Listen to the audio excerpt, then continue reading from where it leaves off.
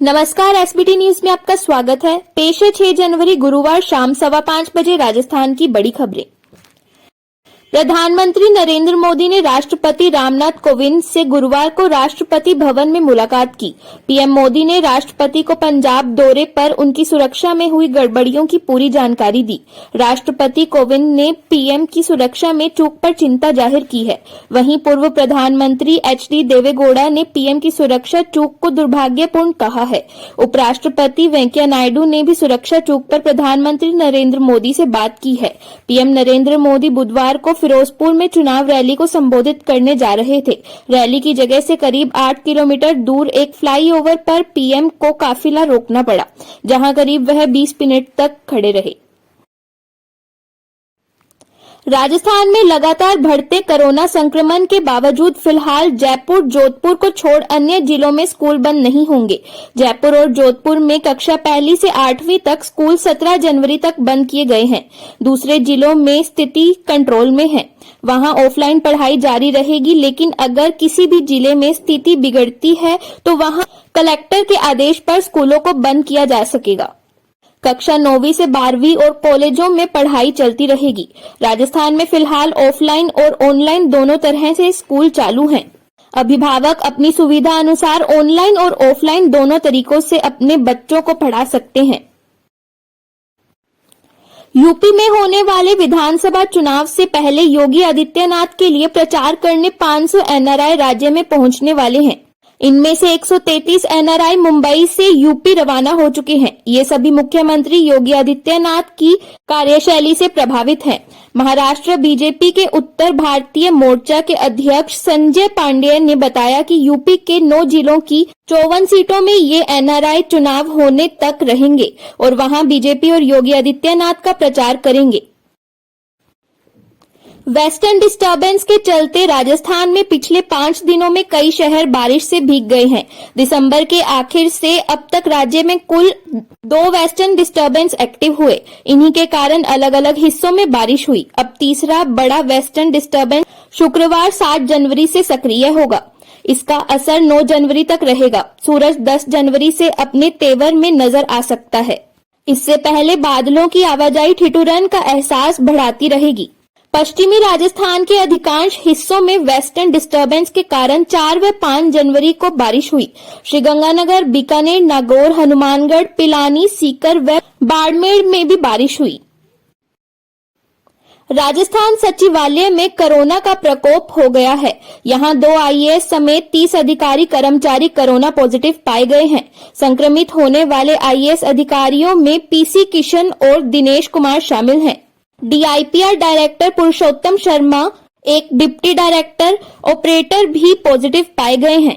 वहीं कार्मिक विभाग के जॉइंट सेक्रेटरी जयनारायण मीना में ओमिक्रॉन के लक्षण मिले हैं।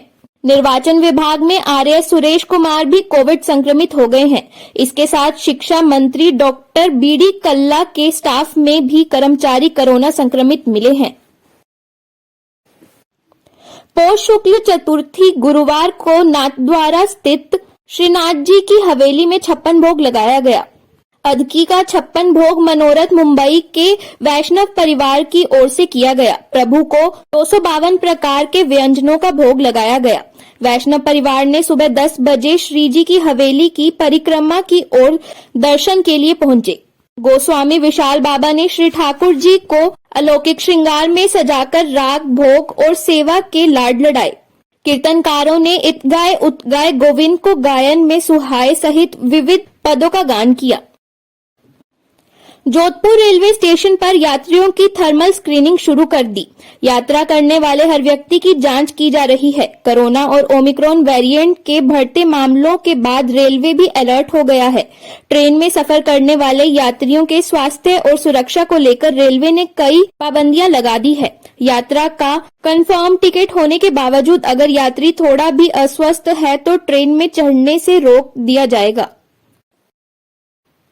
कोरोना काल में आई दिक्कतों और लंबे समय से बकाया के कारण किसानों के कटे हुए बिजली कनेक्शन फिर से जोड़ने के लिए गहलोत सरकार ने छूट देने का फैसला किया है। कटे हुए कृषि कनेक्शन को जोड़ने के लिए किसानों के लिए पुरानी पेनल्टी और ब्याज में छूट दी गई है। अब किसान कुल बकाया का केवल 10% पैसा जमा करवाकर कृषि बिजली कनेक्शन फिर से जुड़वा सकेंगे। अब तक कटे हुए कृषि बिजली कनेक्शन जुड़वाने के लिए पहले 50% पैसा आवेदन के समय ही जमा करवाना पड़ता था। अब किसानों के लिए प्रावधान बदल दिए गए हैं।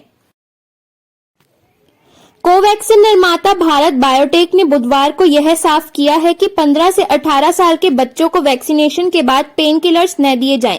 कंपनी ने कहा कि इसकी आवश्यकता नहीं है। देश में 3 जनवरी से इस आयु वर्ग के वैक्सीनेशन की शुरुआत हो चुकी है। भारत बायोटेक ने ट्वीट में लिखा है कि हमें जानकारी मिली है कि कुछ वैक्सीनेशन सेंटर पर कोवैक्सीन का डोज दिए जाने के बाद पैरासीटामोल की 500 mg की 3 टैबलेट्स लेने की सलाह दी जा रही है। ऐसा कोई कदम उठाने की जरूरत नहीं है।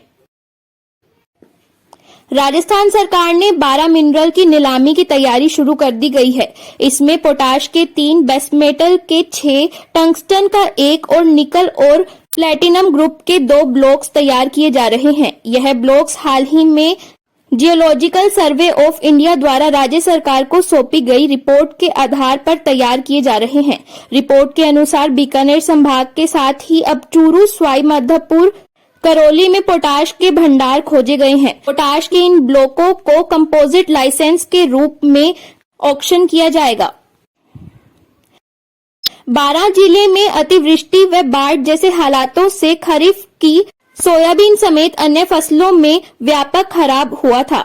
सरकार के निर्देश पर नुकसान सर्वे व आकलन करने के बाद कृषि व राजस्व विभाग ने रिपोर्ट भेजी थी, लेकिन नुकसान के 5 माह बाद भी किसानों को न तो बीमा क्लेम मिला और न ही सरकार की ओर से अधिसूचित मुआवजा राशि मिल पा रही है।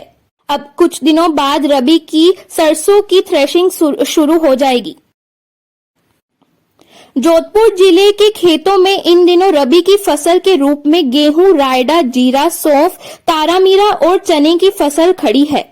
इनके दाने अच्छे से पके, दाने की बनावट बड़ी हो, इसके लिए पानी के साथ यूरिया देना होता है। यूरिया की इन दिनों कमी के चलते इसके विकल्प के रूप में किसानों को एक नया विकल्प मिल गया है। यहाँ किसानों की अपनी सहकारी समितियों की ओर से नवाचार करते हुए नैनो तरल यूरिया उपलब्ध कराया गया है, जो किसानों के लिए वरदान साबित हो रहा है।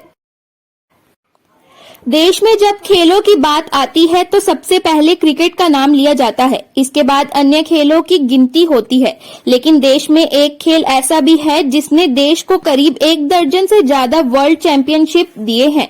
लेकिन आज भी इस खेल को उस मुकाम का इंतजार है जिसका यह हकदार है। जी हाँ, कैरम खेल का जनक तो भारत है, लेकिन आज भी ये अपनी पहचान और वजूद कायम करने के लिए संघर्ष कर रहा है। डूंगरपुर जिले में कल शाम से मौसम का मिजाज बदला हुआ है। रात करीब 9 बजे बाद फुहारे और बूंदाबांदी शुरू हो गई थी, जो रात भर रुक रुक कर जारी रही। वहीं आज सुबह भी आसमान में घनघोर काले बादल छाए रहे, जिस कारण 10 बजे बाद तक भी अंधेरा पसरा हुआ है। रिमझिम और बूंदाबांदी का दौर चल रहा है। वहीं धुंध के कारण दूर तक दिखाई देना भी मुश्किल है। मावठ की बारिश और धुंध के कारण सर्दी का असर बढ़ गया है। राजस्थान के राज्यपाल कलराज मिश्र ने कहा कि ग्रामीण क्षेत्रों में गुणवत्तापूर्ण शिक्षा की व्यवहारिक चुनौतियों को दूर करने में डिजिटल माध्यम वरदान साबित हो सकता है और दूर दराज गांवों के बच्चों को ऑनलाइन शिक्षण प्लेटफॉर्म का लाभ निःशुल्क मिल सके, इस दिशा में गंभीर प्रयास किए जाने चाहिए। श्री मिश्र भीलवाड़ा जिले के राजकीय उच्च माध्यमिक विद्यालय देवरिया एवं पनौतिया में स्मार्ट क्लासरूम के वर्चुअल उद्घाटन के बाद आज यहां राजभवन से संबोधित कर रहे थे। फिलहाल इस बुलेटिन में इतना ही, फिर हाजिर होंगे और बड़ी खबरों के साथ। एसबीटी न्यूज के और भी वीडियोस को देखने के लिए हमारे चैनल को सब्सक्राइब करें और नोटिफिकेशन पाने के लिए बेल आइकन को प्रेस करें।